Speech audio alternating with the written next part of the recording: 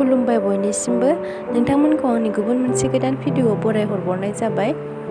दिनैहाय आङो आंनि ओंख्रि संनानै जानायखौनो नोंथांमोनजों शेयार खालामनो सानबाय आरो नोंथांमोना आंनि भिडिअखौ जोबजासिम नायलांबानो जाबाय। आसा खालामो नोंथांमोना आंनि भिडिअखौ नायनानै मोजां मोनगोन।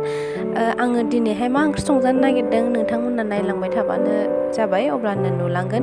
फैदो बिदिब्ला दिनैनि भिडिअखौ स्टार्ट खालामनोसै। दाउ बयलार संनो नागिरदों, मैया लाबोनायमोन आरो फ्रिजआव सोनानै दोनदों। नायलांबाय थादो नोंथांमोना आं माबोरै संजायो।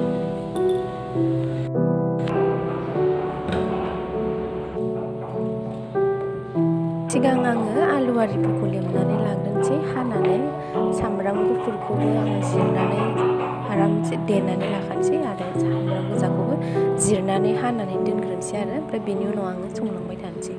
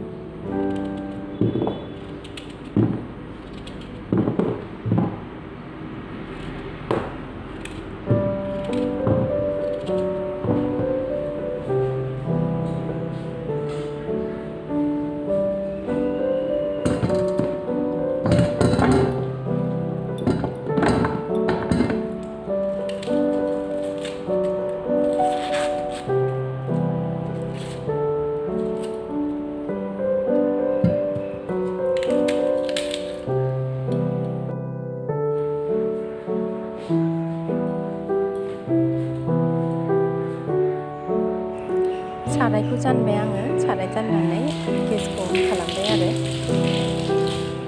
दा साराया दुंबाथाय ओमफ्राय थाव होनानै संनोसै आरो नायलांबाय थादोल' नोंथांमोना आं माबोरै संजायो।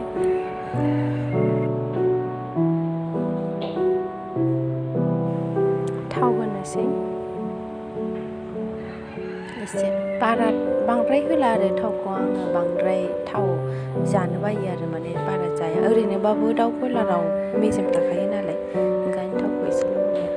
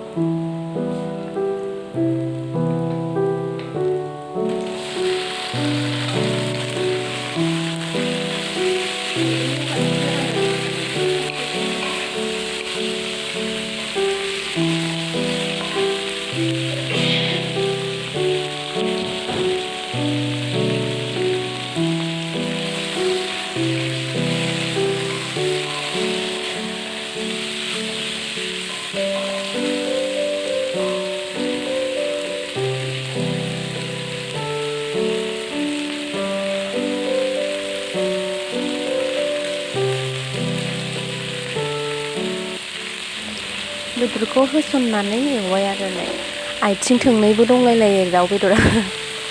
बे आथिं थोंनैया एक्सुवेलि आं जाया आरो बेखौ, आं आथिंखौ जानो बायो। बोराया गाव जानो होननानै लानानै फैदों आरो आथिं थोंनैखौहाय दानस' होआखै।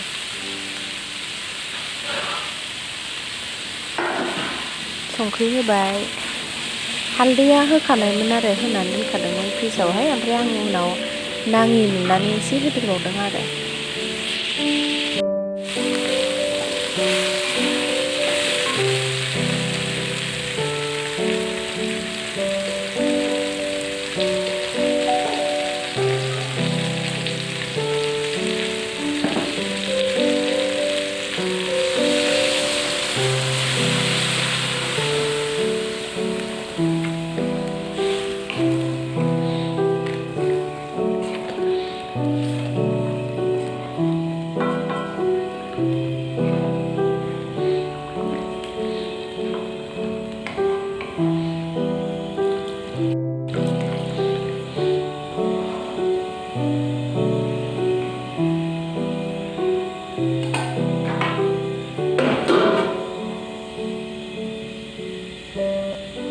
बेदरखौ दसे एवखांनानै आङो आलुखौ होसनबाय आरो आङो ओरैनो बेखौ माबाखौहाय ओंख्रिखौहाय जेबो बांद्राय माने स्पेसियेल बानायनानै जाया आरो ओरैनो सिम्पोल रावबो गैयामोन न'आवहायबो न' खाथियावहाय मोनसे फिसा प्रग्राम दंमोन नालाय बेवहाय थांजोबदों आरो आं हारसिंसो संजादों बेखौ।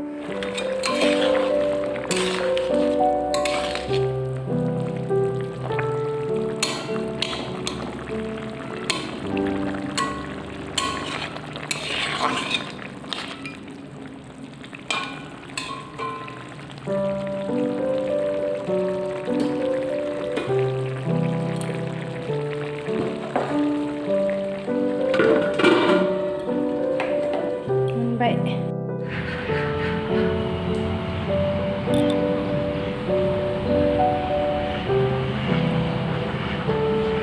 ओंख्रिया मोनखांबाय आंनिया दा आङो नोंथांमोननो जोंहानि न'नि हांसोखौनो ओरैनो दसे देखायनो सानबाय आरो साननैसोनि गेजेरावनो बे हांसो फारामनि आं नोंथांमोननि गेजेराव भिडिअ लानानै फैगोन। नोंथांमोना नेनानै थादो। आङो जास्ट ओरैनो देखायबाय आरो नै हांसो ओरैनो दुगैनायखौ फुख्रियाव दुगैनायखौहाय। थेंक इउ स' माच नोंथांमोननिसिम आंनि भिडिअखौ जोबजासिम नायनायनि थाखाय। नोंथांमोना आंनि भिडिअखौ मोजां मोनदोंबा लाइक खालाम, शेयार खालाम आरो चेनेलाव गोदानै फैनायब्ला चेनेलखौ साबस्क्राइब खालामना होदो। Thank you.